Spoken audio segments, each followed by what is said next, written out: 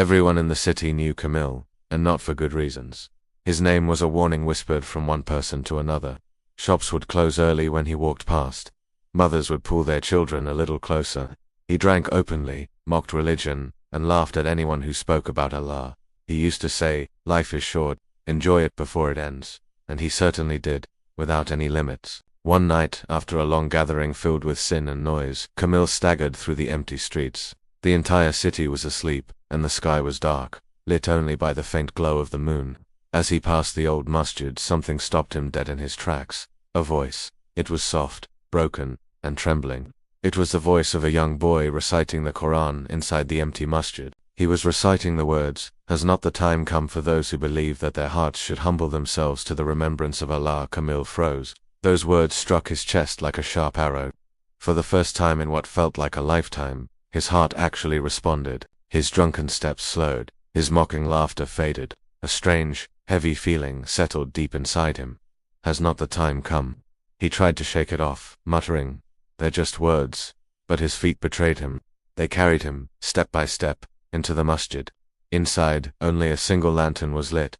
The young boy sat alone, reciting quietly. When he noticed Kamil, a flicker of fear crossed his face. But Kamil's voice was surprisingly soft. "Don't stop," he said. "Please, continue." The boy obeyed, and as he recited, tears began to fall down Kamil's face, tears he hadn't shed since he was a child.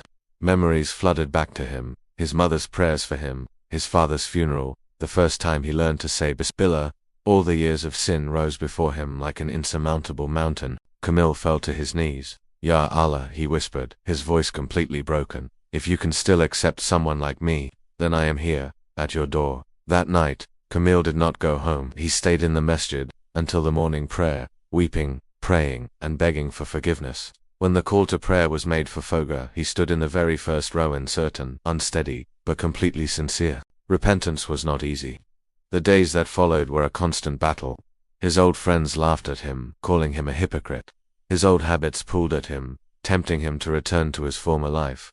His past chased him relentlessly, but every single time temptation knocked, he remembered that verse. Has not the time come? Weeks turned into months, and Kamil became a familiar, welcome face in the masjid. He learned to lower his gaze, to guard his tongue, to fast voluntarily. The very same people who once feared him now came to him seeking his help and advice. The same tongue that once mocked faith now gently reminded others of Allah. Years passed. One cold winter night, the Imam found the masjid unlocked long before Fajr prayer. He stepped inside and saw Kamil in prostration, completely motionless. He had returned to Allah. At his funeral, the masjid overflowed with people from all over the city. They wept not because a sinner had died, but because a truly changed heart had left this world. Through his own tears, the Imam said, "Do not measure people by their past. Measure them by the one they return to." And from that day on, the city remembered Kamil no longer as the man of sin, but as the man whom Allah guided. Because in Islam, the door of repentance never closes until the soul reaches the throat. And sometimes, the greatest saints are those who once strayed the farthest. Thank you for listening.